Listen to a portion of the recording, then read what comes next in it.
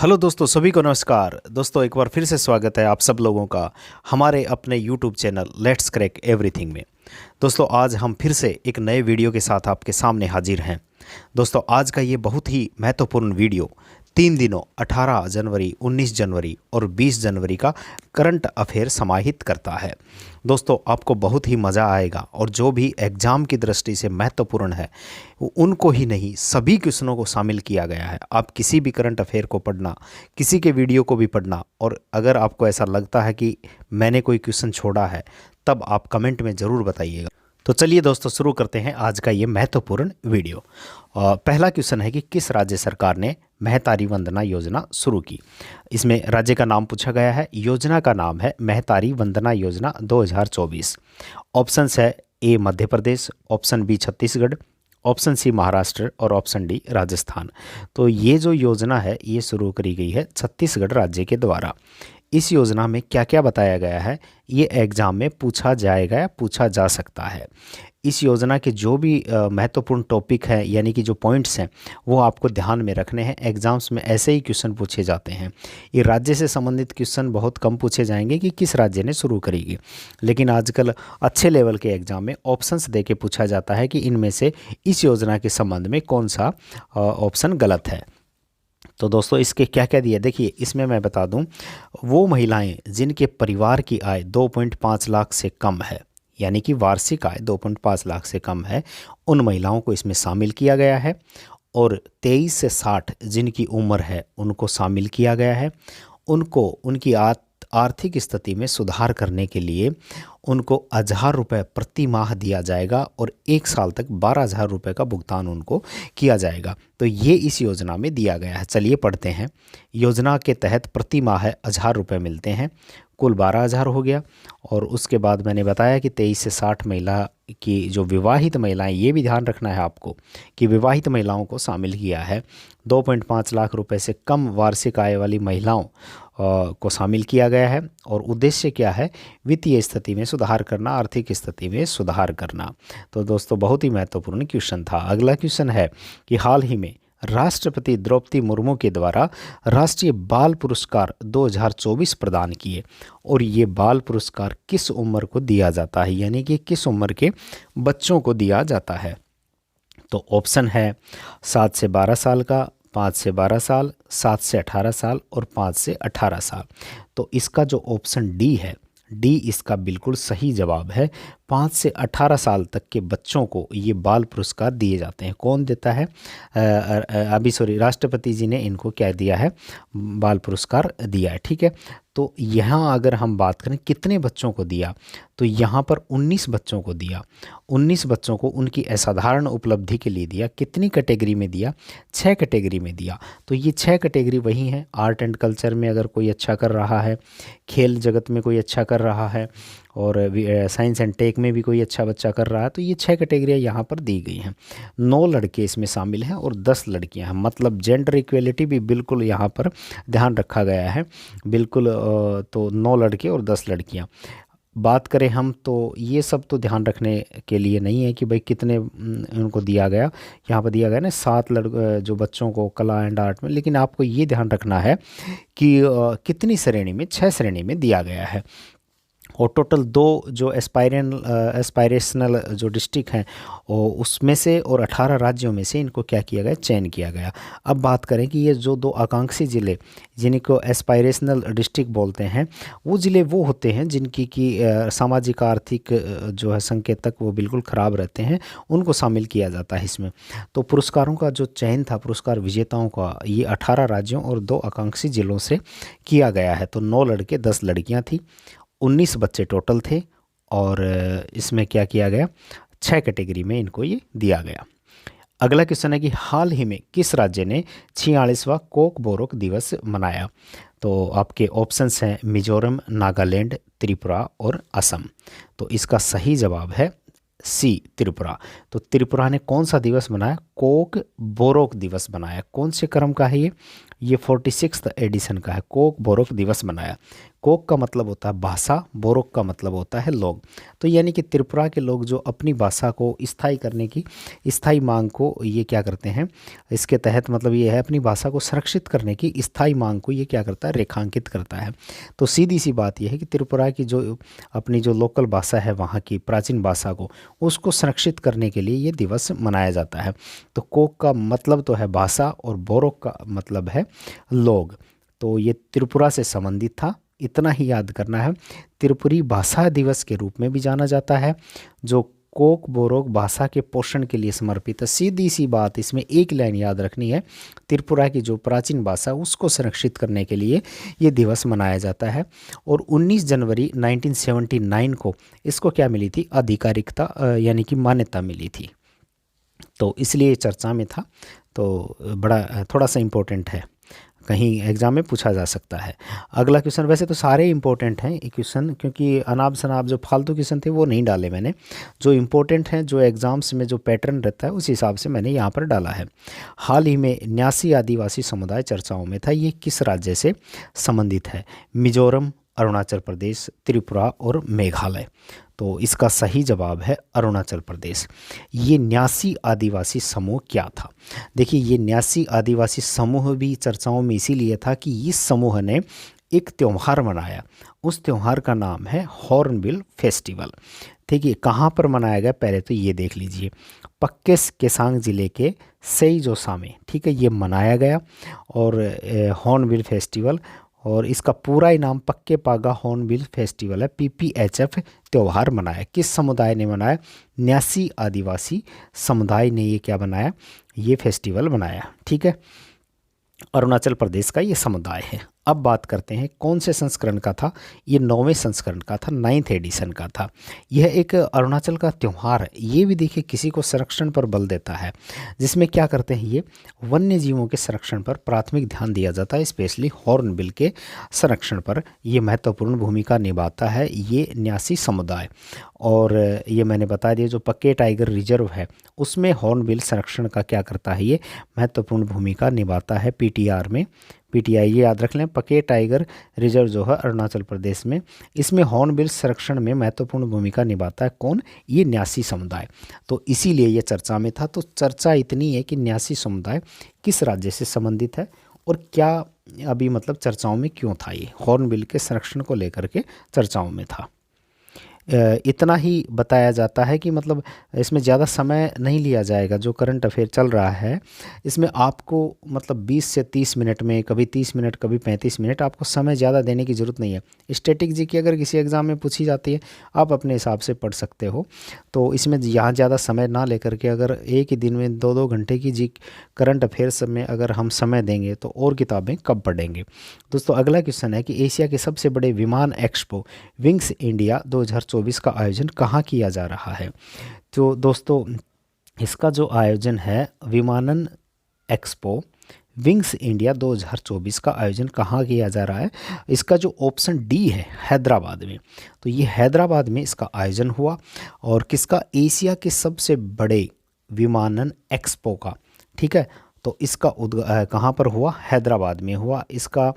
और ये जो ज्योतिराव सिंधिया जी जो है, इन्होंने हैदराबाद में इसका क्या किया? उद्घाटन किया। हैदराबाद के जो एयरपोर्ट का नाम है वो बेगमपेट हवाई अड्डे पर इसका क्या किया गया? उद्घाटन किया गया। अभी इससे रिलेटेड एक क्वेश्चन आगे और आएगा। हाल ही में देखो यही आ गया 6 नंबर का क्वेश्चन कि नागरिक उड्डयन क्षेत्र में अभी जो 4th विंग्स इंडिया अवार्ड्स में सर्वश्रेष्ठ हवाई अड्डे का पुरस्कार किसने जीता है? तो लखनऊ, दिल्ली, बेंगलोर और अयोध्या एयरपोर्ट ने। तो इसका सही जवाब ये दोनों हैं, बी और सी। दिल्ली और बेंगलोर को संयुक्त रूप से ये पुरस्कार दिया गया 4th विंग्स इंडिया अवार्ड में। इन दोनों एयरपोर्ट को संयुक्त रूप से अवार्ड दिया गया है। ठीक है, तो ये इम्पोर्टेंट क्वेश्चन था। तो जो बेंगलोर का जो कंपेगौड़ा है ना, और दिल्ली का इंदिरा गांधी जो एयरपोर्ट है, उनको दोनों को संयुक्त रूप से पुरस्कार दिया गया है। हाल ही में हुंडई और IIT मद्रास ने कहाँ पर हाइड्रोजन वैली इनोवेशन हब बनाने की घोषणा की है? ऑप्शन ए तमिलनाडु, तेलंगाना, कर्नाटक और आंध्र प्रदेश। तो इन्होंने तमिलनाडु में IIT का जो हाइड्रोजन वैली इनोवेशन हब बनाने की घोषणा की है। अगला क्वेश्चन, इसमें सिंपल सिंगल लाइन का क्वेश्चन था कि हुंडई और आईआईटी मद्रास ने कहाँ पर हाइड्रोजन वैली इनोवेशन हब बनाने की घोषणा की है। तो सिंगल लाइन क्वेश्चन था ये, तमिलनाडु में इन्होंने यह क्या करी है, घोषणा करी है। अगला क्वेश्चन है कि भारत की पहली केंद्र सरकार द्वारा वित्त पोषित काऊ सेंचुरी यानी कि गाय अभ्यारण्य कहाँ स्थापित किया जाएगा। भारत की केंद्र सरकार के द्वारा वित्त पोषित, तो ऑप्शन है वाराणसी, पटना, मुजफ्फरनगर और इंदौर। तो इसका सही जवाब है मुजफ्फरनगर। मुजफ्फरनगर के तुगलकपुर में काऊ सेंचुरी अभ्यारण्य स्थापित किया जाएगा, जिसको कि केंद्र सरकार पैसा देगी। तो इम्पोर्टेंट क्वेश्चन है, क्योंकि पहली जो चीज़ होती है वो बड़ी इम्पोर्टेंट होती है। अगला क्वेश्चन है कि हाल ही में भारतीय सेना ने जम्मू कश्मीर में कौन सा ऑपरेशन चलाया। ऑपरेशन विजय, ऑपरेशन रक्षक, ऑपरेशन शांति और ऑपरेशन सर्वशक्ति। तो इसका सही जवाब है कहाँ पर, आतंकवादियों का सफाया करने के लिए ही कश्मीर में लगभग ऑपरेशन चलाए जाते हैं। तो ऑपरेशन सर्वशक्ति अभी चलाया गया और ये भारतीय सेना ने चलाया आतंकवादियों का सफाया करने के लिए। भारतीय सेना के द्वारा और भी महत्वपूर्ण ऑपरेशन चलाए गए थे जो कि 1948 से शुरू होते हैं। उनमें से कुछ महत्वपूर्ण मैंने यहाँ पर डाले हैं, तो एक बार चलिए देख लेते हैं। ऑपरेशन शांति, देखिए भारतीय सेना, नौसेना, वायुसेना और कठियावाड़ी राज्यों की राज्य सेनाओं का संयुक्त सैन्य अभ्यास, ये ज़्यादा इंपॉर्टेंट नहीं है। ऑपरेशन पोलो चलाया था, हम सबको पता है कि जब भारत आज़ाद हुआ तो ये जूनागढ़ का विलय नहीं हुआ था, तब हैदराबाद में निज़ाम के शासन का अंत करके भारतीय सेना ने ऑपरेशन पोलो किया और वहाँ पर इसका निज़ाम का जो शासन था उसका खात्मा किया। ऑपरेशन विजय, हम सब जानते हैं कि गोवा, दमन और दीव का जो भारत में समावेश किया गया, पुर्तगालियों को यहाँ से भगाया, वो ऑपरेशन विजय था 1961 में। ऑपरेशन जो अबलेज है 1965 में कच्छ के रण में पाकिस्तानी हमले के बाद ये किया गया था ऑपरेशन। ऑपरेशन रिडल भी है, ये भारत पाकिस्तान के युद्ध से संबंधित ही है। और ऑपरेशन स्टीपल चेज जो है ये नक्सलियों के खिलाफ 1971 में चलाया गया। तो एक बार हल्का सा नज़र मारना, ज़्यादा इस पर ध्यान देने की, रटने की ज़रूरत नहीं है। ऑपरेशन कैक्टस लिली, तो इसको बोलते हैं मेघना हेली ब्रिज ऑपरेशन भी बोलते हैं, 1971 में वही भारत पाकिस्तान को लेकर के ही ये था, ठीक है। और ये कैक्टस जो ऑपरेशन, ओनली अगर कैक्टस की बात करें हम, 1988 का जो है वो मालदीव में तख्ता पलट होने से बचाया, तो वो अलग है, ये कैक्टस लिली अलग है। और ऑपरेशन ब्लू स्टार, ये पता ही है, ये भिंडरवाला को क्या किया था, इसको हटाने के लिए ये इन्होंने ऑपरेशन ब्लू स्टार 1984 में चलाया था। ऑपरेशन ब्लू बर्ड की बात करें तो असम राइफल के हमले का भारतीय जवाबी ऑपरेशन था ऑपरेशन ब्लू बर्ड। तो असम राइफल इसमें नाम याद रखना, ब्लू बर्ड जब भी नाम आए। ऑपरेशन पवन की बात करें तो ये लिट्टे से जाफना पर कब्जा करने के लिए भारतीय शांति सेना के द्वारा की गई ये कार्रवाई थी। तो वो अगर श्रीलंका में आपने पढ़ा होगा कि ये जो लिट्टे का जो आतंकी एक दल था उसको लेकर के भारतीय सेना ने मतलब जो ऑपरेशन किया था उसके ऊपर, उसको लेकर के ये ऑपरेशन पवन श्रीलंका पर लिट्टे से संबंधित ये ऑपरेशन है, ठीक है। ऑपरेशन सर्प विनाश क्या है 2003 जम्मू कश्मीर में उग्रवादियों के खिलाफ, तो ये सर्प विनाश हो गया। और अभी हमने चलाया सर्वशक्ति ऑपरेशन आतंकवादियों के खिलाफ। अगला क्वेश्चन है कि विश्व आर्थिक मंच ने हाल ही में भारत के किस राज्य में स्वास्थ्य देखभाल और जीवन विज्ञान यानी हेल्थ केयर और लाइफ साइंस पर आधारित केंद्र स्थापित करने की घोषणा की है। तो WEF ने इसकी 54वीं बैठक अभी दावोस में संपन्न हुई, ठीक है। तो इसने क्या किया है कि भारत में एक स्वास्थ्य देखभाल और जीवन विज्ञान पर आधारित एक केंद्र स्थापित करने की घोषणा की है। वो कहाँ पर की है, ऑप्शन बी जो है तेलंगाना, वहाँ पर। तो ये पहला ऐसा संगठन होगा जिसकी की स्थापना WEF ने भारत में की है, ठीक है। तो WEF की जो 54वीं बैठक थी दावोस में थी और इसमें जो भारत की तरफ से जो प्रतिनिधित्व किया था वो स्मृति ईरानी, अश्विनी वैष्णव और हरदीप सिंह पुरी इसमें शरीक हुए थे। अगला क्वेश्चन है कि हाल ही में किस राज्य ने ऑपरेशन अमृत चलाया, छत्तीसगढ़, केरल, तेलंगाना और मध्य प्रदेश। तो इसका सही जवाब है ऑप्शन बी केरल। इसका जो ऑपरेशन था ऑपरेशन अमृत, इसका उद्देश्य क्या है, इस पहल का उद्देश्य है कि जो ये फार्मा जो कंपनी होती हैं जो दवाई बेचती हैं, इनमें क्या है, छापेमारी करके और डॉक्टर की सलाह के बिना जो एंटीबायोटिक दवाइयाँ बेचते हैं, उनके ओवर द काउंटर बिक्री का पता लगा के राज्य में जो एंटीबायोटिक दवा हैं उनके अत्यधिक उपयोग पर अंकुश लगाना। हम आजकल देख रहे हैं कि कोई भी बीमारी होती है तो हम तुरंत से एंटीबायोटिक मेडिकल शॉप से ख़रीद करके ले आते हैं। तो ये एंटीबायोटिक शरीर को बहुत ही नुकसान भी प्रदान करती हैं। चलो हमें आराम मिलता है, लेकिन शरीर में बहुत सारी ये जो मौत होती हैं उनका कारण भी एंटीबायोटिक्स होती हैं। तो इनकी छापेमारी करके केरल में ऑपरेशन अमृत चलाया गया और जो भी ऐसा कर रहे हैं, बिक्री कर रहे हैं, उनका पता लगा करके और उन पर छापेमारी की गई। तो इस पहल का उद्देश्य यही था।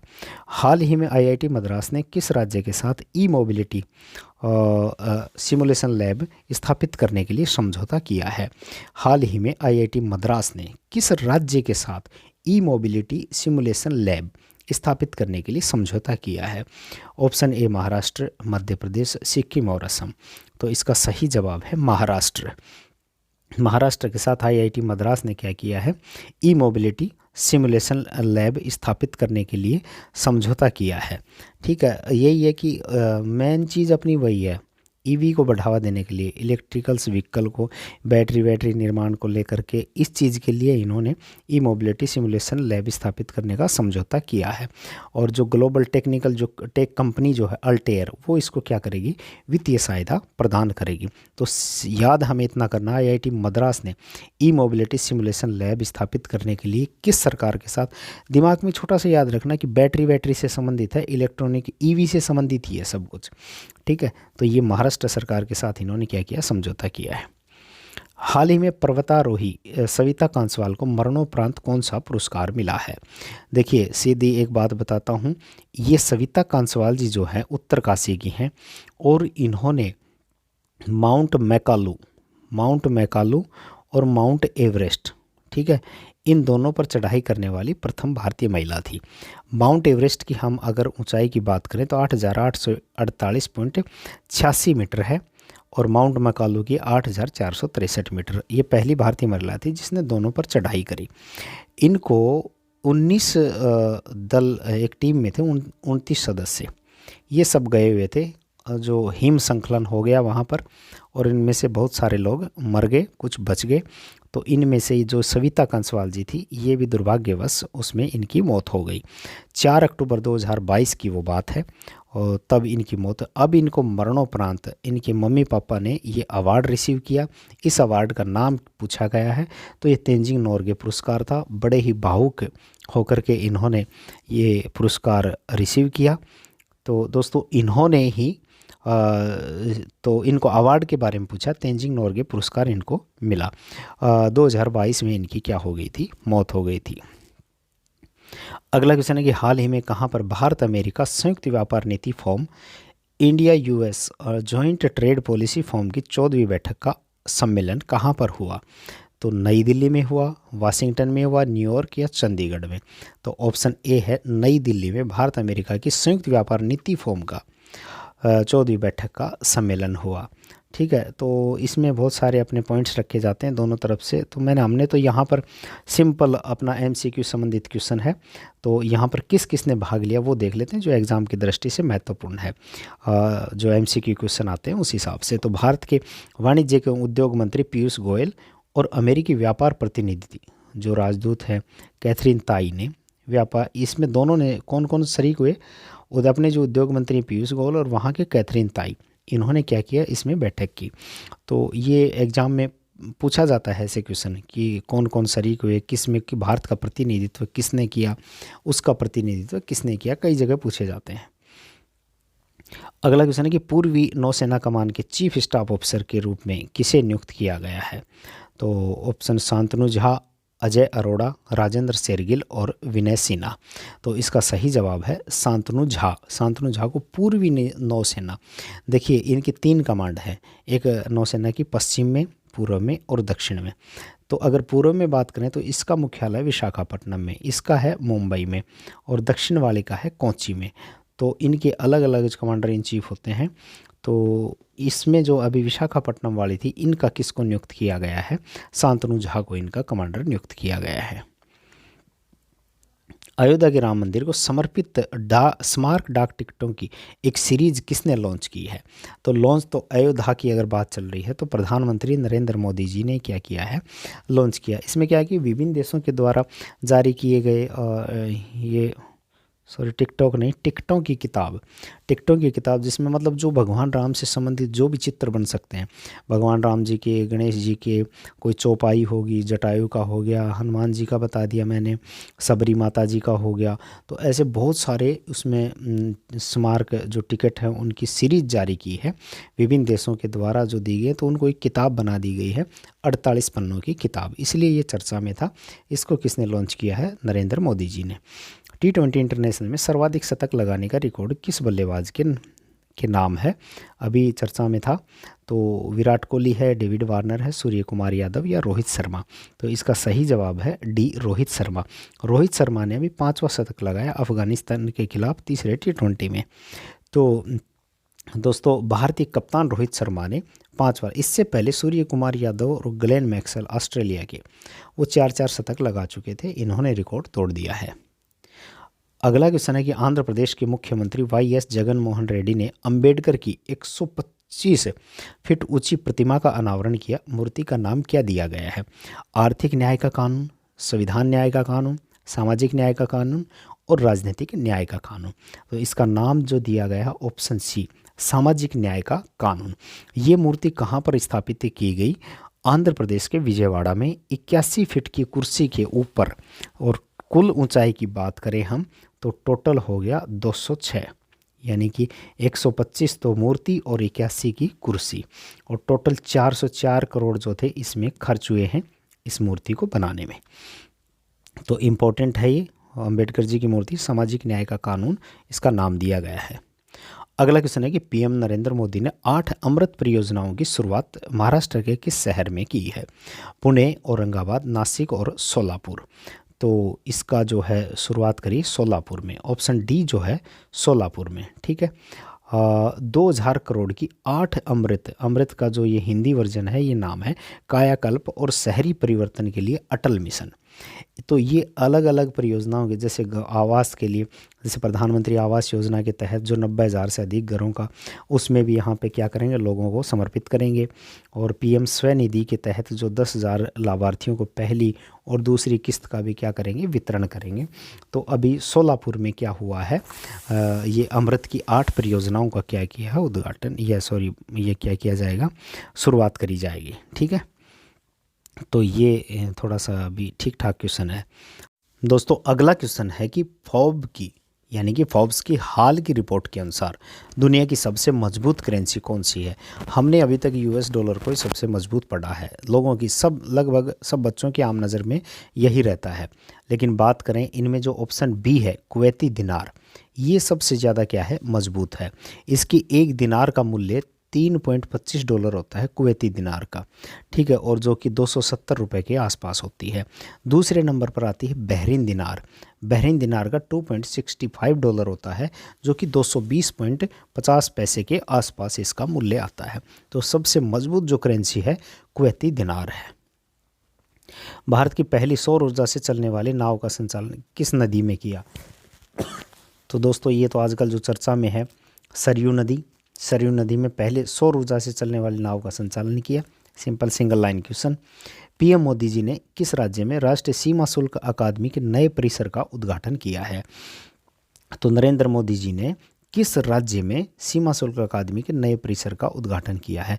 केरल, तमिलनाडु, कर्नाटक, आंध्र प्रदेश? जो ऑप्शन डी है आंध्र प्रदेश।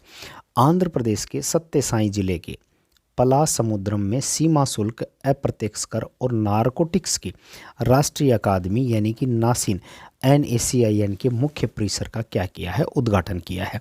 ये जो अकादमी है, जो सीमा शुल्क है, केंद्रीय उत्पाद शुल्क है, GST है, और मादक पदार्थ नियंत्रण प्रशासनिक क्षेत्र में क्षमता निर्माण के लिए भारत सरकार की सर्वोच्च संस्था है। ये सब बोल वचन बातें हैं। तो अभी इन्होंने क्या किया, उद्घाटन कहाँ पर किया है, आंध्र प्रदेश के सत्यसाई जिले में पलासमुद्रम में सीमा शुल्क अप्रत्यक्ष कर नारकोटिक्स की राष्ट्रीय अकादमी के मुख्य परिसर का क्या किया है, उद्घाटन किया। हमें इतना याद रखना है, ये इतना याद रख सकते हो, भारत सरकार की सर्वोच्च संस्था है, मादक पदार्थ नियंत्रण प्रशासन के क्षेत्र में ये काम करती है। और अकादमी अप्रत्यक्ष कराधान जैसे जीएसटी वीएसटी इनके भी इसके क्षेत्र में भी क्या करती है, ये सर्वोच्च संस्था है काम करने वाली। ठीक है। हाल ही में क्राउन प्रिंस फेडरिक एक्स किस देश के राजा बने हैं? ऑप्शन ए है स्वीडन, नॉर्वे, डेनमार्क और स्विट्जरलैंड। तो ऑप्शन सी जो है डेनमार्क के ये क्या बने हैं, राजा बने हैं। इन्होंने अपनी माँ जो थी उन्होंने क्या दिया, त्यागपत्र दिया, तो उनकी जगह पर ये राजा बने हैं। 900 वर्षों में जो डेनिस कोई भी सम्राट है जिसने कि स्वेच्छा से त्यागपत्र दिया है, तो इनकी माता जी हैं जिन्होंने 83 वर्ष की आयु में स्वेच्छा से त्यागपत्र दे दिया। और जो रानी मार्गरेट द्वितीय हैं उन्होंने दिया है ये त्यागपत्र, तो उनकी जगह पर इनके बेटे राजा बन गए हैं। केवीआईसी ने सनातन खादी वस्त्र का अनावरण किया। केवीआईसी की स्थापना कब हुई थी और इसका मुख्यालय कहाँ पर है? तो केवीआईसी ने सनातन खादी वस्त्र का इसकी स्थापना की बात करें तो 1957 में इसकी स्थापना हुई थी। अभी इन्होंने, और इसका हेडक्वार्टर जो है मुंबई में है, 17 जनवरी 2024 को कनॉट प्लेस स्टोर में 20% छूट के साथ ये क्या किया है, इसका उद्घाटन किया है, इसका शुरुआत करी है। चेयरमैन अध्यक्ष कौन है इनके, चेयरमैन या अध्यक्ष बोले हम, इनके कौन है, मनोज कुमार हैं। इन्होंने क्या किया, इसको लॉन्च किया है। कनॉट प्लेस स्टोर में 20% छूट के साथ क्या किया है, लॉन्च किया है। जो मनोज कुमार जी हैं उन्होंने जो प्रधानमंत्री नरेंद्र मोदी जी के नेतृत्व में खादी के परिवर्तन का उल्लेख उन्होंने किया। उन्होंने कहा कि इसे khadi for nation, khadi for fashion और खादी फॉर ट्रांसफॉर्मेशन के रूप में मोदी जी ने क्या किया था, इनको परिभाषित किया था, तो उसका जिक्र भी इन्होंने किया। तो बात हो रही है केवीआईसी की। ठीक है, केवीआईसी सनातन खादी वस्त्र का अनावरण किया गया है कनॉट प्लेस स्टोर में 20% छूट के साथ। स्थापना केवीआईसी की 1957 में। अगला क्वेश्चन है कि हाल ही में उपराष्ट्रपति जगदीप धनखड़ ने fertilising the future India's march towards fertiliser self sufficiency पुस्तक का विमोचन किया। यह किसके द्वारा लिखित है? ऑप्शन ए है डॉक्टर मनसुख जी के द्वारा, option B Eknath Shinde, option C Ravishankar और ऑप्शन डी एस जयशंकर। तो इसका सही जवाब है डॉक्टर मनसुख जी, इसका सही जवाब है। इनकी ये पुस्तक थी, डॉक्टर जगदीप धनखड़ ने इसका क्या किया है, विमोचन किया है। सॉरी, उपराष्ट्रपति जगदीप धनखड़ ने क्या किया है, इसका विमोचन किया है। तो ये पुस्तक क्या बताती है कि जो प्रधानमंत्री नरेंद्र मोदी जी के नेतृत्व में उर्वरक के क्षेत्र में भारत को आत्मनिर्भर बनाने की यात्रा और अब तक क्या क्या क्रांतिकारी परिवर्तन हुए हैं उनको दर्शाती है। हिंदी जो एडिशन है उसका शीर्षक है उर्वरक आत्मनिर्भरता की राह पर। ठीक है, तो ये था पुस्तक से संबंधित एक क्वेश्चन है। अगला क्वेश्चन है कि हाल ही में सिखों के 10वें गुरु गोविंद सिंह के प्रकाश पर्व को मनाया गया। गुरु गोविंद सिंह का जन्म कहाँ पर हुआ? जालंधर, अमृतसर, लुधियाना और पटना। तो ऑप्शन डी जो है पटना, वो इसका सही जवाब है। सिखों के 10वें गुरु गोविंद सिंह जी का जन्म कब हुआ? 22 दिसंबर को हुआ। 1666 में पटना साहिब बिहार में हुआ। ठीक है, तो 1708 में अपने निधन से पहले उन्होंने गुरु ग्रंथ साहिब पवित्र सिख ग्रंथ घोषित किया। तो दोस्तों ये था गुरु गोविंद सिंह जी से संबंधित क्वेश्चन। अगला क्वेश्चन है कि सुमित नागल, पहले तो ये देख लीजिए, सुमित नागल बैडमिंटन प्लेयर हैं। इन्होंने क्या किया है, 35 साल में एक ग्रैंड स्लैम इवेंट में वरीयता प्राप्त, जैसे कि मान लो भाई कोई तगड़ा बॉलर है, अभी नंबर 1 पे बॉलर जसप्रीत बुमराह है, उसको कोई आकर के एक नया लड़का लगातार 6 छक्के मार दे, वही कहानी होगी। सुमित नागल ने ऑस्ट्रेलियाई ओपन में अलेक्जेंडर बुबलिक को, जो कि टॉप वरीयता प्राप्त खिलाड़ी हैं, उनको हरा दिया है। ठीक है, दूसरे दौर में इन्होंने जगह बनाई, इसलिए चर्चा में था कि इन्होंने टॉप खिलाड़ी को हराया है। अगली एक बुक और है एन अनकॉमन लव। ठीक है, ये क्या है, ये इन्फोसिस के जो संस्थापक हैं, कौन? नारायण मूर्ति और सुधा मूर्ति। ठीक है, उनकी है an uncommon love the early life of Sudha and Narayana Murty. किसने लिखी? ये किसने लिखी? चित्रा बनर्जी दिवाकरुणी ने। पहली बात तो आपने सब ने सुना होगा कि जो ब्रिटिश के जो अभी प्रधानमंत्री हैं ब्रिटिश के, कौन है? ऋषि सुनक। ठीक है, तो ऋषि सुनक जो वहाँ के हैं ब्रिटिश के, वो इनके नारायण जी के क्या है, दामाद हैं। और सुधा इनकी पत्नी है। तो इनके बारे में जो बुक लिखी है चित्रा बनर्जी दिवाकरुणी, ठीक है। तो ये इनसे संबंधित ये बुक थी। अगला क्वेश्चन है कि तिरुपुर जिले के मूल निवासी मेजर ए रंजीत कुमार ने लखनऊ में आयोजित मध्य कमान अलंकरण समारोह में, हाँ देखिए ये वही क्वेश्चन है जो 29 का जो क्वेश्चन है, ये वही है जो तेंजिंग नोरगे पुरस्कार मिला था सविता कंसवाल को।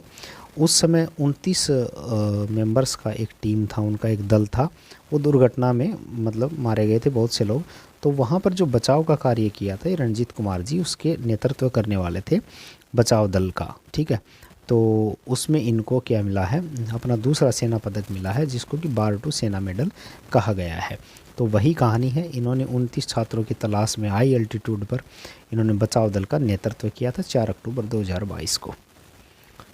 लास्ट क्वेश्चन है कि टाटा कंसल्टेंसी जो सर्विसेज है TCS और इन्फोसिस ब्रांड फाइनेंस 2024 रिपोर्ट के अनुसार ब्रांड वैल्यू में दुनिया का दूसरा सबसे मूल्यवान IT सेवा ब्रांड है।